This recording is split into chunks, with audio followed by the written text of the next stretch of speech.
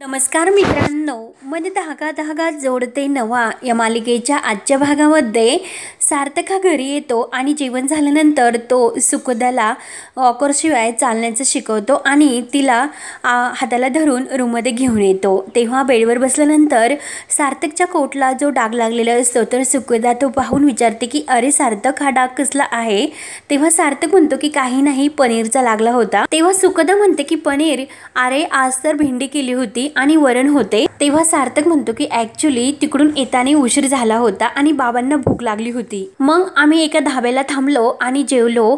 तेव्हा लगेच सुखदा विचारते की म्हणजे तुम्ही डिनर करून आलात का आणि आता तू दुसऱ्यांदा डिनर केले? अरे का सार्थक, सांगायचे तरी। तेव्हा सार्थक म्हणतो की अगं सुखदा, मी सांगणारच होतो पण तू इतक्या वेळ माझ्यासाठी थांबली होतीस आणि माझ्यासाठी तू इतके सर्व काही केले होते, त्यामुळे मी नाही म्हटलो। तुझे मन मोडायचे नव्हते म्हणून मी असे नाही म्हटलो आणि सर्व छान झाले होते। तेव्हा सुखदा फक्त सार्थककडे पाहतच असते आणि सार्थक तिला गुड नाईट करून निघून जातो। तेव्हा सुखदाच्या तोंडातून निघून जाते की थँक्यू सार्थक आणि विचार करते की इतका वेळ माझ्या तोंडातून हा शब्द का निघत नव्हता आणि आता तो गेल्यानंतर लगेच मी म्हटले की थँक्यू सार्थक, काय उपयोग। सुखदा, तू खरेच बावट आहे, नको त्यावेळी खूप बडबड करत असते आणि आता तुला थँक्यू सुद्धा म्हणता आले नाही म्हणून तिला स्वतःची चिड येते आणि स्वतःलाच ती बावट कुठली असे म्हणून घेते। त्यानंतर घरी आल्यानंतर लीना ही त्या जी काही ऑर्डर असते तिचा हिशोब करत असते आणि त्यामध्ये जो काही खर्च झाला तो वजा करता 70% नफा झाला हे तिला कळते आणि ती हे सर्व अण्णांना सांगते। तर अण्णांना खूप आनंद होतो। तर मालती लगेच सप्तशृंगी मातेला हात जोडते आणि ही सर्व तिचीच कृपा आहे असे खुश म्हणते। तेव्हा अण्णा लीनाला विचारतात की अगं लीना, हे 2000 तू पॅकेजिंगचे म्हणली आणि हे 5000 रुपये मग कसले? तेव्हा लीना लगेच म्हणते की अहो अण्णा, डिलिव्हरीचा प्रवास खर्च आणि ते आपल्याला वजा करायलाच हवेत, मग आपण सार्थक सरांचे उपकार कशासाठी घ्यायचेत? ते ऐकून अण्णा आणि मालती यांना खूप वाईट वाटते। अण्णा म्हणतात की अगं लीना, तुला काय वाटते सार्थक सर हे पैसे घेतील म्हणून? एवढ्या मोठ्या कंपनीचा मालक स्वतः हा त्याची गाडी घेऊन आपल्या डिलिव्हरीसाठी आला होता, मग तो ह्या पैशासाठी आला होता का? तेव्हा मालती सुद्धा लीनाला समजावते की अगं सार्थक सरांविषयी जी तुझ्या मनामध्ये अडी आहे ती प्लीज आता काढून घे। तेव्हा लीना म्हणते की प्लीज आई, तुम्ही मला समजावू नका आणि काही झाले तरी अण्णा ते 5000 रुपये मी प्रवास खर्च म्हणून काढूनच ठेवणार आणि सार्थक सरांना तुम्हाला हे पैसे द्यायचे नसतील तर त्याचे काय करायचे हे तुम्ही तुमचेच ठरवा, पण आपल्याला झालेले नफ्यामध्ये मी हे पैसे नाही ठेवू शकत आणि उरलेले ते पैसे अण्णांच्या हातात ठेवून लीना आतमध्ये निघून जाते। मालती आणि अण्णा यांना खूपच वाईट वाटते। त्यानंतर इकडे आदर्श, आकांक्षा, सार्थक हे सुखदा नॉर्मल कशी चालते याची प्रॅक्टिस घेत असतात आणि तिला हळूच व्यवस्थित नॉर्मल चालण्याचे शिकवतात। आदर्श तिला विचारतो की पाय दुखतो का? तेव्हा सुखदा म्हणते की दुखत तर नाही पण थोडीशी भीती वाटते आणि अगदी नॉर्मल ती चालत असते। तर सार्थक म्हणतो की अगं अगदी जोरात नको चालू, जरा सांभाळून। आकांक्षाला तर खूप हसू येते तर सार्थक तिला म्हणतो की अक्कू, यात हसण्यासारखे काय झाले? आदर्शला सुद्धा हसू येते आणि तो म्हणतो की मला असे वाटते की सार्थक, सुखदाचा पाय आता व्यवस्थित बरा झाला। तेव्हा सुखदा तर उड्याच मारायला लागते। तेव्हा सार्थक तिला म्हणतो की थांब जरा, कसली इतकी घाई करतेस? आणि भाई, मला काय वाटते की खात्रीसाठी आपण काही टेस्ट वगैरे करून घ्यायच्यात का? तेव्हा आदर्श म्हणतो की नाही, त्याची तर काही गरज वाटत नाही। तर सार्थक विचारतो की नक्की का? तेव्हा सुखदा म्हणते की अरे तो म्हणतो ना तुला की त्याला गरज नाही वाटत म्हणून, मग तू त्याच्यावर विश्वास का ठेवत नाही? सार्थक म्हणतो की हो, त्याचा तुझ्यावर विश्वास आहे पण मी तुझ्यावर विश्वास ठेवत नाही, कारण तू आत्ता म्हटली तर लगेच भरभर चालायला लागली, गरज होती खाली चालत जाऊन तुला स्वयंपाक करत बसायची, म्हणून सार्थक सुखदावर रागवत असतो। तर सुखदा सॉरी बोलते आणि खरंच खूप मोठी माझी चूक तर झालीच आणि काहीही झाले तरी चूक माझीच असते। प्रेमाने काळजीने तुझी मी वाट बघत बसते आणि तेथे मला झोप लागली, ती सुद्धा माझीच चूक होती। तेव्हा सार्थक म्हणतो की सारखे तू तेथे बोलू नको आणि आदर्शला म्हणतो की माझा हिच्यावर विश्वास नाही, आपण काहीतरी टेस्ट करून घेऊयात। तेव्हा सुखदा म्हणते की हो ना, आपण सर्वच टेस्ट करूयात, शुगर सुद्धा आणि ब्लड प्रेशर सुद्धा, सिटी स्कॅन सुद्धा आणि अजून काय काय असते। तेव्हा आदर्श म्हणतो की एक्सरे आणि अजून काही करू। तेव्हा सार्थक म्हणतो की ठीक आहे, मी हे सर्व काळजीपोटी बोलतो आणि तुम्हाला ती मस्करी वाटते आणि लगेच तो बाहेर निघून जातो। तेव्हा आदर्श आणि आकांक्षा खूप हसतात आणि आदर्श म्हणतो की चल आपण जाऊयात तेव्हा ते दोघे बाहेर जातात तर सुखदा म्हणते की अरे यार, कालपासून मी तुला थँक्यू म्हणायचं म्हणते, पण ते बोलणे शक्यच होत नाही. त्यानंतर इकडे आश्रमामध्ये आनंदी म्हणजे कल्याणी हिची इंटरव्ह्यू चालू असते. मीडियावाले आलेले असतात तर आनंदी सांगत असते की येथे निराधार लोकांना आम्ही आश्रय देतो. येथे आलेले प्रत्येक लोक कुणाच्याही दयेवर अवलंबून नसतात. येथे येणारे प्रत्येक लोक हे कामधंदा करत असतात आणि त्यांच्या या मिळणाऱ्या पैशातून आम्ही हा आश्रम चालवतो. आणि तेवढ्यात ती रिपोर्टर मुलगी आनंदीला विचारते की अगं ताई, तुला इंटरव्ह्यू बाहेरचा एक प्रश्न विचारते की ताई, तू नेहमी तुझा फोटो पेपरमध्ये छापण्यासाठी नकार का देते ग? पूर्ण महाराष्ट्रात तुला बघणारी खूप लोक आहेत. तेव्हा आनंदी म्हणते की अगं, तू आमच्या आश्रमातील इतर माणसांचा फोटो काढ आणि त्यांचे फोटो तू तुझ्या पेपरमध्ये छाप. आमची सर्व मंडळी ही खूपच छान दिसली पाहिजे. तेव्हा विशाल त्या मॅडमला म्हणतो की मॅडम, मी तुम्हाला सांगतो की मोठी मोठी चॅनलवाली माणसं इथे येऊन गेलीत, पण आमच्या कल्याणी मॅडमने मात्र जगासमोर त्यांचा चेहरा अजूनपर्यंत दाखवलेला नाही. तेव्हा ती रिपोर्टर मुलगी विचारते की ताई, असे का करतेस तू?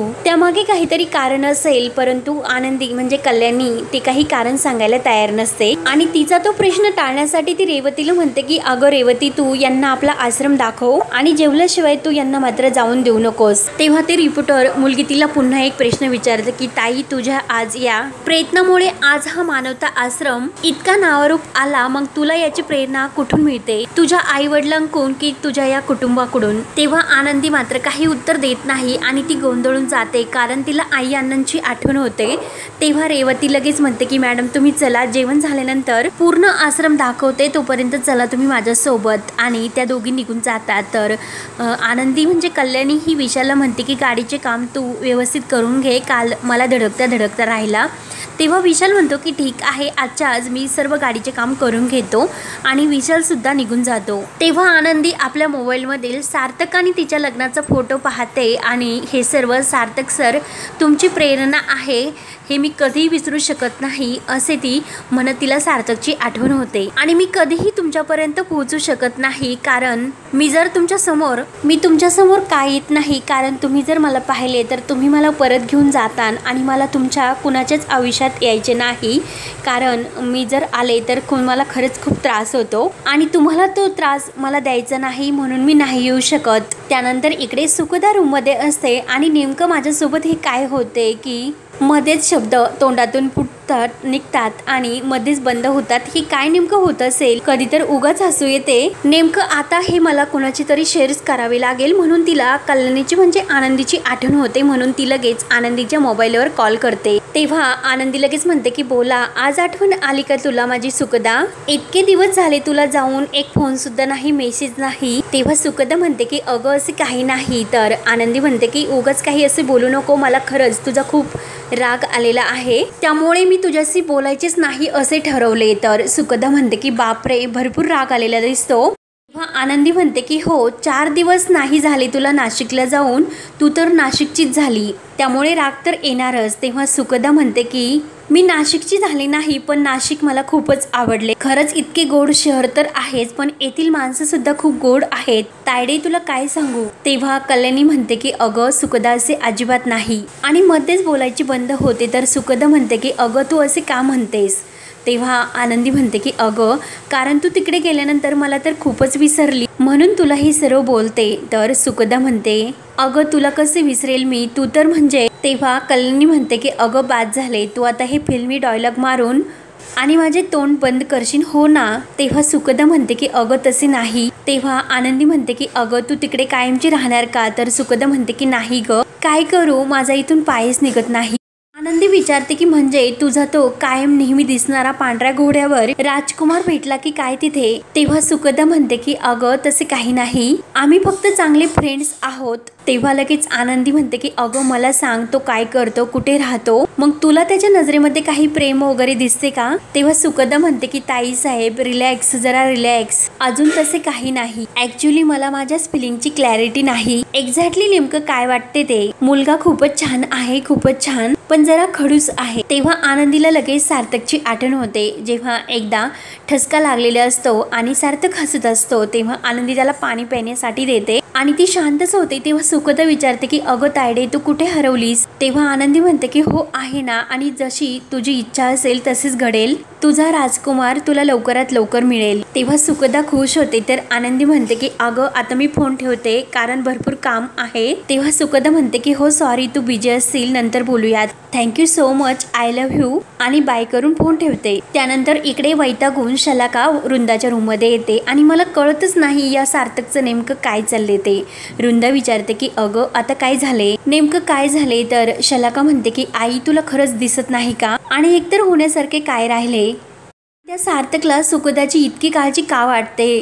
काय इतकी काळजी घेतो तू तिची? त्या दोघांचे नेमकं काय चालले तेच कळत नाही। तेव्हा वृंदा म्हणते की अगं पण आपण त्याच्यात काय करणार? सार्थकला वाटत असेल तिची काळजी घ्यायला तर मग घेऊन दे। तेव्हा शलाका म्हणते की अगं आई पण काय या काळजीचे रूपांतर जर प्रेमात झाले तर? तेव्हा वृंदा म्हणते की मला नाही वाटत की असे काही होईल म्हणून। तेव्हा शलाका म्हणते की आई तू अशा भ्रमात राहू नको, सार्थक त्या सुखदासाठी किती काही करत असतो, मग कधीही त्यांची मैत्री ही प्रेमात बदलू शकते। वृंदा म्हणते की मला विश्वास नाही की सार्थक कधीही आनंदीशिवाय दुसऱ्या मुलीच्या प्रेमात पडेल म्हणून। शलाका म्हणते की आई अगं सार्थक गेल्या इतक्या वर्षात कुणाशी बोलला नाही ना, मग आज या सुखदासाठी किती काही करत असतो, तिला बाहेर फिरण्यासाठी घेऊन काय जातो, तिला साठी जेवण काय बनवतो, मग अजून बघण्यासाठी काय असे बाकी आहे? आणि समजा तो उद्या तिच्या गळ्यामध्ये मंगळसूत्र घालून तिला घरात ये म्हटला तर मग झाले ना। आणि सुधा काकूला सुद्धा यातील काही फरक पडणार नाही, कारण इतक्या वर्षापासून आपण तिला त्या सिक्रेट बद्दल ब्लॅकमेल करतो, तिच्या पुढे या सिक्रेटची किंमत शून्य होईल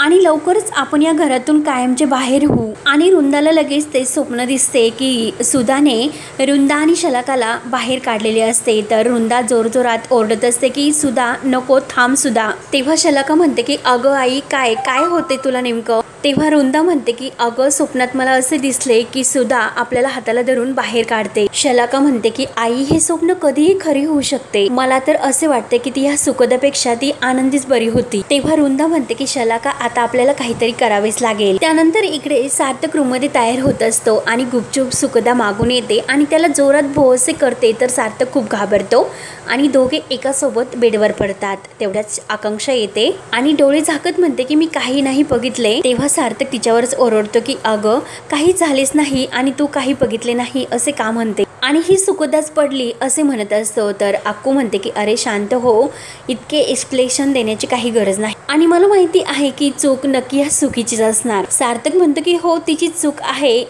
तेव्हा सुखी म्हणते की हो ना, दरवेळेस सार्थक माझी चूक असते आणि काय करणार अक्कू, तुझा दादा इतका क्यूट आहे की त्याला बघून कोणीही त्याच्या प्रेमात पडू शकते। आला मोठा शहाणा तर सार्थक तिच्याकडे पाहतच असतो, तर अक्कूला खूप गोड हसू येते। सार्थक म्हणतो की सुखी तू शहाणी, आणि अक्कूला म्हणतो की तू का हसतेस आणि हसू नको, सकाळी सकाळी या दोघींनी डोकं माझं खराब करून ठेवले म्हणून आपली बॅग घेतो आणि जायला निघतो। तर सुखी त्याच्या हाताला धरते आणि सार्थक सॉरी। सार्थक म्हणतो की सॉरी वगैरे म्हणू नकोस। तर सुखदा म्हणते की सॉरी नाही, पण थोडंसं काहीतरी मला म्हणायचे। तेव्हा सार्थक तिला म्हणतो की सॉरी जर म्हणणार असेल तरच थांबतो आणि निघून जातो। तेव्हा सुखदा अक्कूला म्हणते की मला त्याला थँक्यू म्हणायचे होते। तर अक्कू विचारते की अगं कशासाठी? अगं अक्कू तो माझ्याशी खूपच स्वीट वागला।